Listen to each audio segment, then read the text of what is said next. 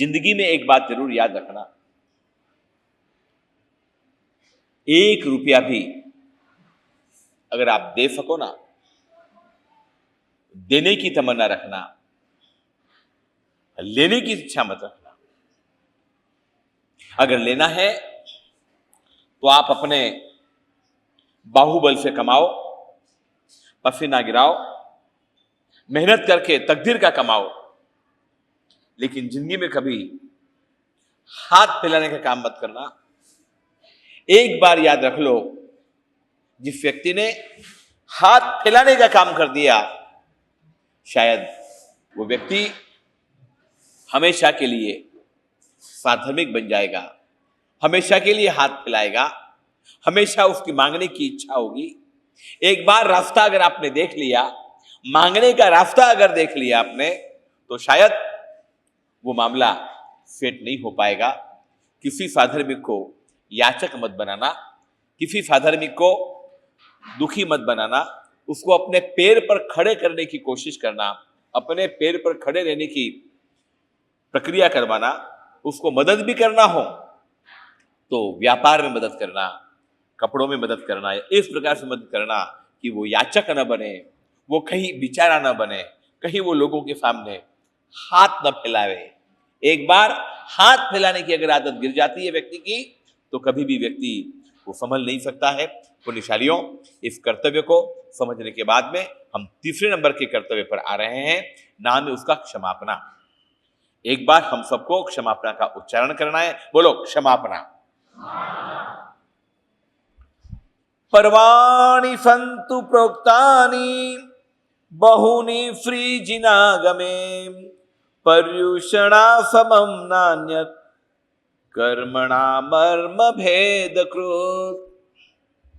शास्त्र ये बोल रहा है, ये समूचे संसार के अंदर जैन धर्म में सबसे बड़ा अगर कोई त्योहार है, सबसे बड़ा अगर कोई पर्व है, और सबसे बड़ी अगर प्रक्रिया है, तो वो प्रक्रिया महावीर जन्म कल्याणक नहीं है, पार्श्वनाथ कल्याणक नहीं है, पोष दशमी नहीं है, मौन एकादशी नहीं है, नवपद की ओली भी नहीं है, चातुर्मासिक चतुर्दशी भी नहीं है, दीपावली भी नहीं है, अक्षय तृतीया भी नहीं है, चैत्री पूनम, कार्तिक पूनम आदि भी नहीं है। बताओ, सबसे बड़ा जैन धर्म का सबसे बड़ा पर्व कौन सा है? बोलो,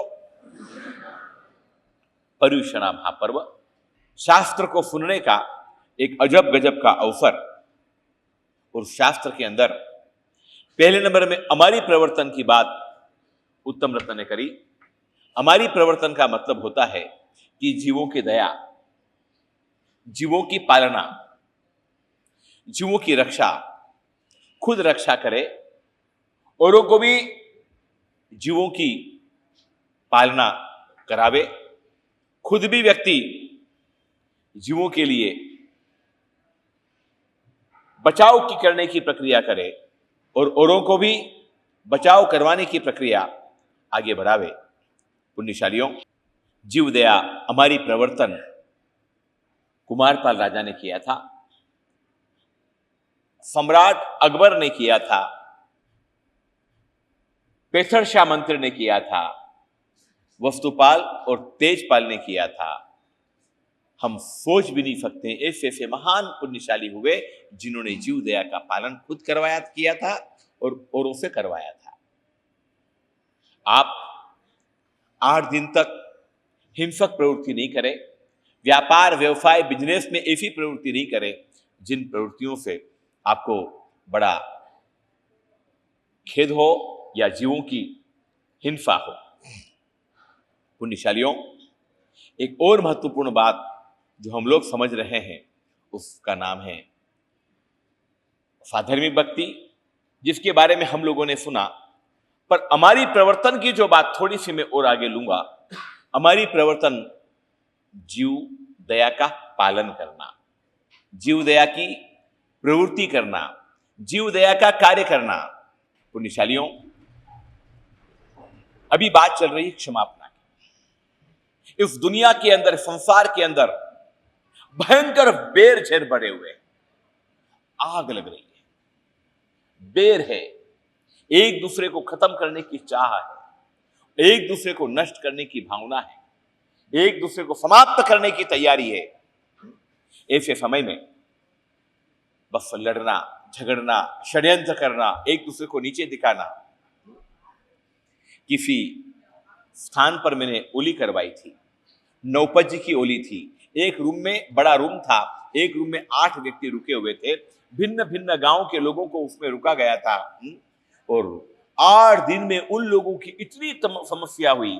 एक एक रूम की बता रहा हूं, ये वह ऐसा करती है, वो ऐसा करती है, उसने ऐसा किया, उसने ऐसा किया। 8 दिन में कम से कम 20 बार उनकी शिकायतें मेरे पास में आ गई। रूम वाले ऐसा कर रही, वो एक आके बोले, ये 2 व्यक्ति ऐसी हो गई। फिर सिंडिकेट बन गई, 3-3 जनों के 2-3 ग्रुप बन गए। 3 व्यक्ति अलग बोले, 4 व्यक्ति अलग बोले। लास्ट में समझौता ये हुआ कि सबको अलग अलग कर दो। भाई 9 दिन साथ में नहीं रह सकते हो, 8 दिन साथ में नहीं रह सकते हो। 8 दिन रहने के लिए इतनी मशक्कत करनी पड़ती है। दुनिया में इसकी कोई समस्या नहीं है। पुण्यशालियों, जंगल की एक सत्य घटना है, जंगल की एक सत्य घटना है। एक बार एक शेर और एक टाइगर, एक शेर और एक बाघ, दोनों खूंखार लड़ रहे थे। भयंकर विवाद चल रहा था। एक दूसरे को काटने, तोड़ने, कूटने, इन सारी प्रवृत्तियों के ऊपर दोनों खूंखार लड़ रहे थे। कभी शेर हारता, थोड़ी देर बाद बाघ हारता। शेर ने कहा कि भाई एक तुझसे बात करनी है। बाघ ने कहा कि मुझे मालूम थी, बाघ ने कहा कि मुझे मालूम थी कि तू हारने वाला है, इसलिए तू बात कर रहा है। बोले नहीं, हारने वाला नहीं हूं, वो बात बंद कर दे। लेकिन कौन जीतेगा ये नक्की नहीं है। 2 मिनट मेरी बात सुन ले। कि बोल कि अपन 3 घंटे से लड़ रहे हैं, तू भी खूंखार हो गया, मैं भी खूंखार हो गया, तेरे अंग में से भी खून टपक रहा है, मेरे शरीर में से भी लहू बह रहा है। और सुन, अपने दोनों में से कोई भी मरे, कोई भी जिंदा रहे, ये इंपॉर्टेंट नहीं है। इंपॉर्टेंट ये है कि आसपास के जितने भी सियार, कौवे, कुत्ते और ऊपर की चील, गिद्ध, ये सब हमारा इंतजार कर रहे हैं कि ये कब लड़े, कब 2 में से कोई एक मरे। और जैसे मरे हम क्या करें, इनको नोचें, हम इनको फाड़ें, हम इनको चिरें, हम इनको खत्म करें, हम इनको खा जाएं। शेर ने कहा कि कोई बात नहीं, अगर तेरे को लड़ना है तो लड़, मुझे कोई प्रॉब्लम नहीं है। लेकिन देख, लड़ने से फायदा केवल उन लोगों को होगा, अपना कोई फायदा नहीं होगा। पुण्यशालियों, पुण्यशालियों, बाघ को वो बात समझ में आ गई, शेर को भी वो बात समझ में आ गई। आपको समझ में आई कि नहीं आई? अरे बोलो तो सही। शेर और बाघ दोनों समझ गए, बोले ठीक है यार, बिल्कुल बात सही है, अपन खून फोगट बहा रहे हैं, मजे तो ये लोग लेंगे, अपन मरेंगे, भोजन ये करेंगे। कौवे तैयार है, चील तैयार है, गिद्ध तैयार है, फबड़ी तैयार है, कुत्ते तैयार है, सियार नोचने के लिए तैयार है, हमको खत्म करने के लिए तैयार है। नहीं भैया, नहीं लड़ना है, चलो तू तेरे रास्ते जा, मैं मेरे रास्ते जा रहा हूं। एक पशु भी समझ गया, एक पशु भी समझ गया। हम लोगों को समझ में आई कि नहीं आई? बोलो। आई। 2 भाई थे, सगे भाई थे। एक भाई का कर्तव्य था, बड़ा भाई था, एक बड़ा भाई था, एक छोटा भाई था। दोनों भाई थे। दोनों भाइयों के बीच में करीबन 12 साल का अंतराल था। मां जल्दी मर गई थी, पिता भी थोड़े टाइम के बाद शांत हो गए थे। बड़े भाई ने छोटे भाई को बेटे के समान पाला, पोसा, बड़ा किया, पढ़ाया लिखाया, और पढ़ा लिखा करके उसकी शादी करी। वो कहीं नौकरी पे लग गया। घरवाली आई, उसकी जो पत्नी थी बड़े भाई की, उसने भी बेटे की तरह इसको रखा, पाला पोसा, बड़ा किया। बड़े भाई की पत्नी ने सोचा कि चलो अब छोटे भाई की बहू आ जाएगी तो मेरा काम क्या हो जाएगा? हल्का हो जाएगा।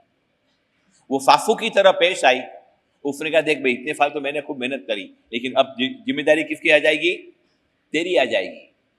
वो छोटी बहू ने सोचा कि भाई मैंने शादी मेरे पति से करी, इनसे थोड़ी शादी करी है क्या? इनकी गुलामी मैं क्यों करूं? मैं मेरे पति की गुलाम हूं, मैं पति की सुनूंगा, मैं पति की बात मानूंगी, मैं पति के कपड़े धोऊंगी, मैं पति की सारी प्रवृत्ति करूंगी। ये कौन होते हैं? इनका मैं क्यों करूं? काय के लिए करूं इनका? और काम चालू, झगड़े चालू, भयंकर विवाद चालू।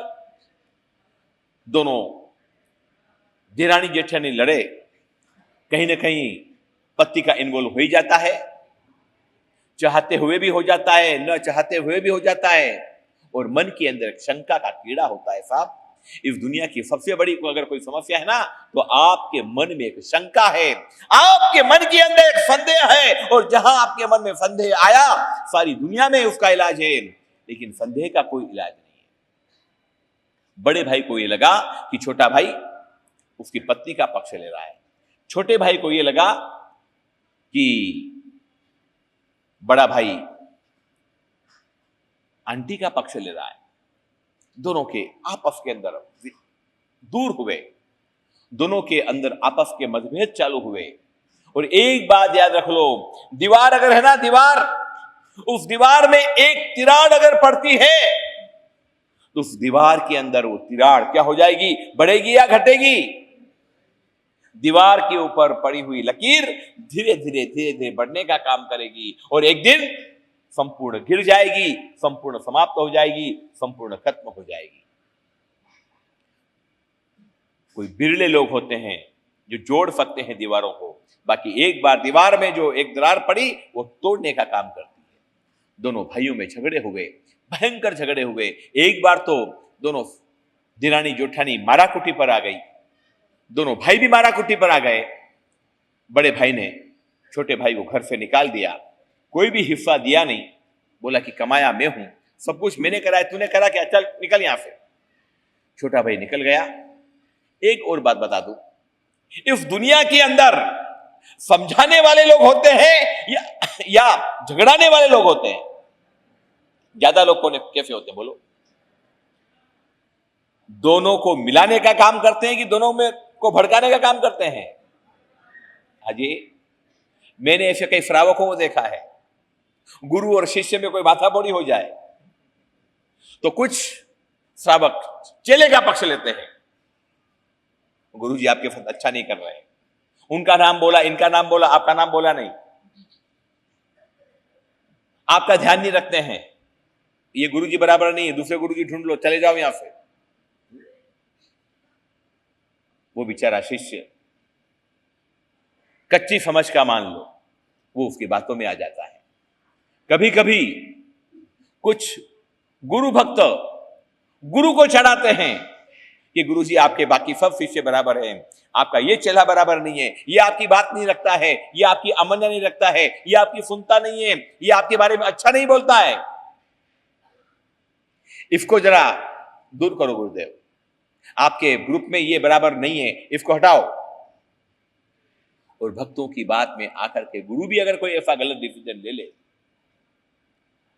याद रख लो, कहीं तिराड़ पड़ती है, उसको जोड़ने की कोशिश करो। आज ये क्षमापना की बात मैं करने जा रहा हूं, क्षमापना पर्व की बात चल रही है, मिच्छामि दुक्कडम की बात चल रही है। इस दुनिया में कोई ऐसा विवाद नहीं है जिसको सुलझाया नहीं जा सकता। आप सुलझाना नहीं चाहो, उसका कोई इलाज नहीं है। सोए हुए को जगाया जा सकता है साहब, सोने का नाटक करने वाले को कभी भी जगाया नहीं जा सकता है। जिसको सुलझाना है विवाद, वो 100% विवाद को सुलझा सकता है, लेकिन जिसकी इच्छा ही नहीं है सुलझाने की, वो व्यक्ति जिंदगी में कभी भी सुलझने का काम नहीं कर सकता है। दोनों के परिवार थे, दोनों के दोस्त थे, दोनों की यारी दोस्ती थी, दोनों के ससुराल थे, विवाद बढ़ता गया। छोटे भाई के ससुराल वालों ने कहा कि एक काम करो, केस करो, इसकी अकेले की संपत्ति थोड़ी है, बाप की संपत्ति है। कोर्ट कचहरी में केस चालू हुए, एक दूसरे के ऊपर आरोप प्रत्यारोप हुए, मारामारी के आरोप लगे। और एक बात समझ लो साहब, मोहब्बत और जंग में सब कुछ जायज है। ये दो चीज ऐसी है कि जिसमें व्यक्ति कुछ भी देखता नहीं है। एक तो मोहब्बत में कुछ नहीं देखता है, एक व्यक्ति पागल हो गया, बात खत्म।